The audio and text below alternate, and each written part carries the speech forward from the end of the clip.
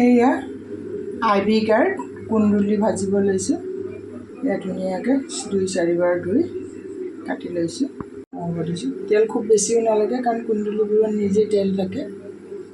একেবাৰে কমো দিয়া নাই, একেবাৰে বেছি দিয়া নাই, কাৰণ পৰিমাণটো ইমান বেছি নহয়, এপোৱা মানে হ'ব।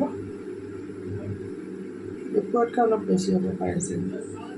চাওকচোন, একেবাৰে অকণমান ভিডিঅ' এইটো।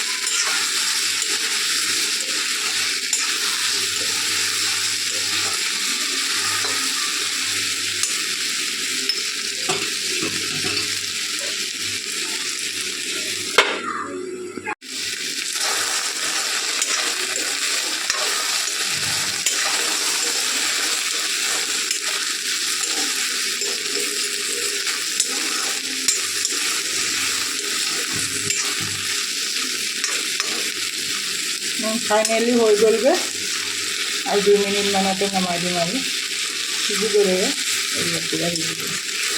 ঢাকন দি ৰাখিছিলোঁ, কম জুইতে ৰাখিছোঁ, ঢাকন দি হৈ গ'লগৈ আৰু সিজি গ'লগৈ। আৰু এয়া নহয়তো পকাও নাই, অলপমানটো থাকে আইবি গাৰ্ড, কুন্দুলিবোৰ অকণ অকণটো ৰঙচুৱা থাকেই, আৰু ভালো লাগে খাই কচত। Thank you for watching my dear viewers. Please like and subscribe.